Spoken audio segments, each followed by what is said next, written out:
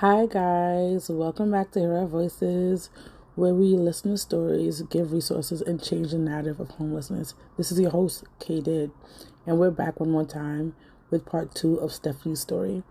I hope this story can enlighten you and teach you what DV is, and if you see yourself in this person and her story, you can definitely change your narrative. It's not always going to be bad. There is light at the end of the tunnel. So also please follow us on our social media accounts on TikTok, Instagram, and YouTube. And if you're listening to this on any platform, also follow us and share out. We really appreciate it. And if you live in New York and you want to see us or see me in general, we could put up a lot of things on Instagram, and some of those events I do attend. So if you do want to meet me in person, you definitely can anytime. And if you want to get resources in the resource packet, you can do that. It'll be down below. And thank you again for supporting.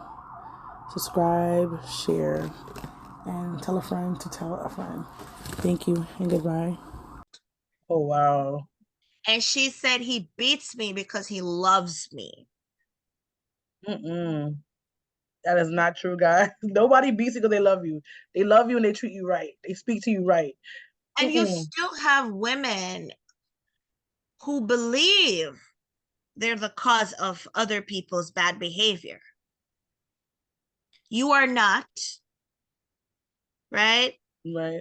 It's important that we understand that an abuser is, which is not to excuse their behavior, but they fear being abandoned in whichever way. Right. Whether you're taking their love or you're taking their kids or you're taking away their lack of control. Right. Because abuse is about power and control and isolation. Right? So it's one of those things, and a lot of narcissistic people, they're just children, crying out for attention that they didn't get when they were supposed to get it. Right. When their emotions were being developed. Like they didn't have that secure attachment to like a parental figure, for example. There was nobody there that provided them that safe emotional space. It might have been physical, because that's another thing. We feel like just providing a physical space, giving our kids everything, but we have to be there for them emotionally. Right. Because if we're not there for them, they find other ways of finding that safety, that security. That's why some of our sons go to gangs. That's all of that. And yeah, I had to learn, as I said, I spoke about my son a little bit. I had to lose that control and then understand that whatever I was going through, my kids were going through it too. It's true.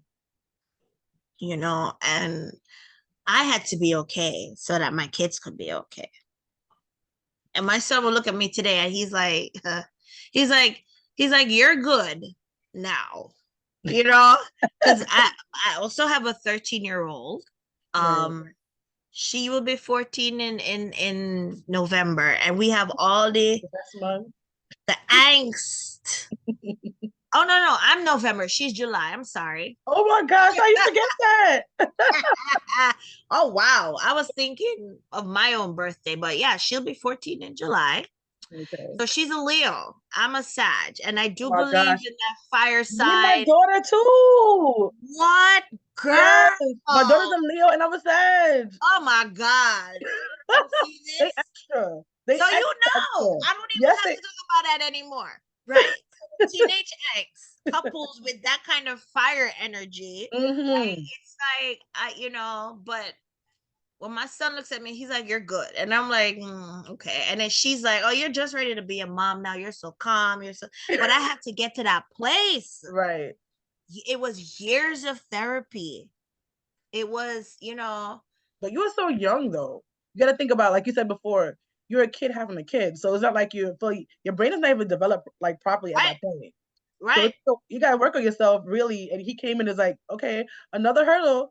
I guess I have to go through this one too. So it makes sense. Like by the time you Yeah. get to the second round, you kind of a I little had to bit better. figure it out. Right. With the second one, you kind of, you have a little bit of, you're a little mellower, and but with my second one, I didn't have my mom, and I Okay. didn't have, we don't talk about how when separation happens, a lot of times those kids are abandoned by that side of the family. Right.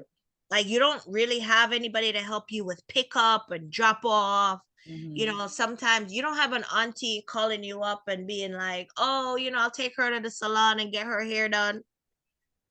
Like you don't have a lot of those things, and yeah, I lost that support. A lot of that support, had to come from friends. Like, Right. even though my father was American born and he had all his family here, when I moved here, I wasn't, you know, with, I wasn't like stable per se, Right. like it's, even though I moved here, I had my American citizenship, I had my papers, it was hard establishing a footing, right? Right. And um when I met my daughter's father, it was like I was living with my aunt, and sometimes you're grateful that a person opens their space to you, but you have to be mindful that that is your home at the end of the day. I was 25 years old when I moved here. I'm an adult. I've worked, I've paid bills, I've done all of this, and it was just, people like to tell you have to creep before you walk, Yeah. and I don't want to hear that. I don't want to hear that. Don't tell me that. Like, don't tell me that. And a lot of people, I don't know if it's just within our community, but like when you migrate, it's like some of them, if they suffered, they want you to suffer too. Right. And if they had certain experiences, they had to sleep on somebody's floor, like you're grateful you're not sleeping outside on the street, Right. but But if they had to sleep on the floor when they came here, when you come here, they'll tell you, oh, you got to sleep on the floor, that's crazy. and and there's also sometimes people like to pretend that things are better than they actually are, Right. and don't do that. Like, I don't know, if people thought that I would never make it to America, if people thought I was lying about my paperwork, and that's another thing. Why you lie about going away? I don't get. If I didn't have papers, I would not be here. I could Right. tell you that straight out, because, or maybe I would have figured it out. I'm pretty resilient, but like, it's harder when you're undocumented. It is. And when you're undocumented and you're going through DV, Mm-hmm. it's real easy to be taken advantage of Yeah. And to by settle your for stuff. spouse, Yeah. to settle for stuff, because you need that green card, Right. right? And that goes for So both men and women. right. So if you don't know, like when I'm hearing the story, I want to make sure you guys have teaching moments because some people think they stay in this position thinking that they don't have nothing to offer, nothing can happen. They have to stay onto this person because they're supplying Right. their money, they're supplying these things, they're supplying my green card. But truth be known, if there's a DV record and like they can help you out, you can get your green card without that person. I'm Right. just telling you. I'm not People telling people to don't go know lie about those DV resources. but they have things for you to help you if you are actually in this predicament. Don't make that man or woman say, "Oh, you need me." You you know, baby. I promise. Right. There's You don't. services. It's not gonna be one. Also, with these paperwork, it don't happen 1, 2, 3. It's never gonna happen like that. It's gonna take Right. time, but there's resources out there for you that can help you get on your feet and get your paperwork, get your green card with no Patience. problem. Well, And with no problem. you have to be willing to be tenacious. You have to keep at it, Yeah. because my experience is where you're submitting paperwork, because I'm like, I'm sorry, guys. My thing is all over the place. I'm giving like it's totally unscripted, but I promise you I'll get there. But I am right now, well, I'm rehoused, as I said earlier, and I'm a New Destiny Housing Access and Stability client, right? Okay. So I was paired with a New Destiny Housing Navigator after receiving an emergency housing voucher. Prior to that, I had no form of rental assistance. There was no voucher program that I qualified for. Right. I separated from my ex in 2012. But I mentioned my aunt because, like, just moving here, my housing instability already started. And then when I got with my daughter's father, we were friends initially, or at least I thought we were friends. And yeah, it kind of just happened really quickly. When things like this happen, we have to look at the foundation of the relationship, look back at what was going on at the time. Right. What were you thinking? Or right. And at the time, like, I felt like I wasn't free, and I felt like being with him would make me a little bit freer. So I left, my aunt's home, and we moved in together. Like, I only knew him for about 6 months. Okay. But I was, I was at my aunt's house, and like, whether, I look back at myself then, and the person who just wasn't really able to communicate how she was feeling. I wasn't taught to ever do that, or how to do that. Right. Or to pay attention to how I'm feeling, or why I'm feeling a particular way, and understanding how that impacts my actions. So I basically fled my aunt's home, got with this guy, got pregnant after a couple of months. And I feel like this is when he started like showing up, because I'm in that vulnerable state, you know. I did work right throughout my pregnancy, but like, my daughter was born July 28th, 2010. And I started Brooklyn College August 27th, 4 weeks after a C-section. Oh, wow. Now, it was an emergency C-section. And when I got home from the hospital, there was no food in the house. Nothing for me to eat. His mom was there, and she put on a pot about 9 o'clock that night. This is me coming out of the hospital with a newborn. So the next day, I got up to make some porridge because, Yes. and girl, there was no sugar. And when I tell you, like, I hobbled to the stove with my C-section throbbing because I had to eat before I took these meds. Right.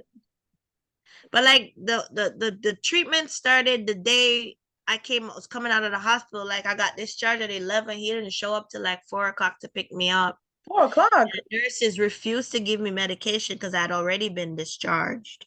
Oh my gosh. So here I am, not understanding that this is the abuse. Right. This is abuse. I'm just thinking, oh my God, I need to go to work. I need to, finish my degree. I need to like get out of this place because, like, I didn't know what resources were available as a newborn mom. Right. I didn't even know what I was experiencing was abuse, as I said. Right. And as I said, I got home, there was no food. The Sunday, I got up, I hobbled to the stove. Like, I'm telling you, I broke down that Sunday and I cried because I was like, what the hell have I gotten myself into? And now I have a Right. baby to take care of. Now, my Right. son was still in Jamaica with my mom. But I felt I was trapped. Like, I was like, and then reproductive coercion is another term I learned. Like, you literally will have men who will impregnate you to keep you Right. right. Locked down. Right. Okay. So we're talking about teachable moments. That there is one. Right. And that whole find that the whole I want you to be a stay-at-home mom to financial abuse pipeline, that is real. Right. That is real. Like, some people, they see your potential and they see your light long before you see it. That's true. And there I felt like I cast my pearls to swine. I felt like, oh my God, but I kept going. I didn't pay attention to how I felt, Right. and because I had registered for class and, I pushed through. I did a C-section, so I had to drop a couple classes. I started going to school 3 days a week, right after she was born. But like that Sunday, the whole week I was there, they finally got some groceries. That Saturday, the Friday, I was back in the hospital, like a week after my daughter was born with mastitis, because I was just run down. I was just not being taken care of. And like, Right. my heart was breaking. Like, I think about it now. I haven't really, really thought about then in a while, Right. but like, it was really rough. Like, I felt like I was like just dying inside, but in the hospital, like, I got the best care. Like, it's so crazy that hospitals, like, I see moms joking about throwing themselves down the stairs to get a break. So, but that hospital care, like, I'm telling you, Right. If you go to a good hospital too, not all hospipals are it made the was same so either. nice. It was Long Island Jewish. It was the same hospital my Oh, daughter was born yes, in. they are nice. It Yes, was the same hospital my daughter was born in, but mine too. yeah, but so I went back there when I had the mastitis, so they couldn't figure out what was going on, and the C-section was infected, but it turns out it was my boob. But when I had to do that breast massage to get out the clot, oh my God, I was like, take it and go. Lord have mercy. I don't wish, that pain, and because she had to get it out to get my ducks flowing again and get all that, and you had to get past the Oh, literal spoiled milk in the ducts. oh, Yeah. Yeah. So oh, that breast massage. But after that, I got back home and I was like, I had to get out. Like, I was sick. They told me I had bacterial vaginosis. I was like, there are deeper levels of trauma. So I could like say I don't, it's just matter of fact. But right, it's also the ways that you're abused. Because I didn't consider cheating a form of abuse. It's right. emotional It abuse. is. It is a lot, and I'm gonna say that your husband is your husband, your ex person is Jamaican, right? Yeah. They don't believe emotional abuse. A lot of, I'm not saying every single Jamaican man, but a lot No. of Jamaican men don't understand talking to a person, not just talking to a person, but saying certain things to a person who's not with you, or I love you, baby, this and this. That's that's wrong. And they don't think that is a Listen, problem. they don't understand how a person can internalize that and feel Yes. inadequate. Especially women. They Yeah. take it as serious and they take it as a yes. It's very, for them, it's more carnal, right? Yeah. It's more physical. But for us, like, we don't want to hear that. and it's through going through my own, dealing with my own experiences, therapy, understanding the role I played in my own suffering, Right. that I'm able to be like, yeah, and understanding the role I played as an abuser in my own home, because I was so angry and I was going through all these things and I wasn't paying attention to healing that part of me, that I was just, I was going to work, I was doing all the things, going to school, but I was just going through the motions. Right. And by like 5 months, my daughter got a place on the campus because I was at Brooklyn College, and shout out to Brooklyn College for their early childhood education program. They have a daycare on campus. You could go and see your kids during classes. Like, I was a nursing mom. So I was the first mom. They built a nursing area just for me because I was, I would nurse her in between classes. And her infant teacher was this really awesome Russian lady, Irena, because my daughter was very clingy to me. Right. And Irena would wear her in that carrier around the school, around the classroom, because she just wanted to be held, and Right. It's even that kind of stuff. Right. Culturally, if you want to pick it too much, you can spoil him. Come on. I said the same thing, though. I'm not gonna lie. Come on. What is the bar? How is my kid gonna know I'm gonna be there for them if I'm not there for them? That's this true. Man would record my baby crying and send it to me. What? When she was away from me. Wow. But like, going back to it, it was like, when I got pregnant, he went and registered at a Target, a different baby registered on his own. And these are the things, like, I'm not thinking, oh, he's happy, it's his first child. Bro. Right. But knowledge and awareness, the things that we're programmed to think, right, is love. Right. And like, I had to do a lot of relearning and reframing my thoughts. I had to learn to do that and understand who I was in order for my experiences to happen. Right. Yeah, but when he had a girlfriend that's now his wife. Right. So we have come to the end of Stephanie's part 2 of her story. I hope you come back next week to listen to what she has to say about her situation. And DV, remember, it's never right. Nobody should have to go through it, whether you're man, woman, or child. And please, if you see something, say something. Anyway, guys, thank you for being amazing. And don't forget to follow us on social media. And bye.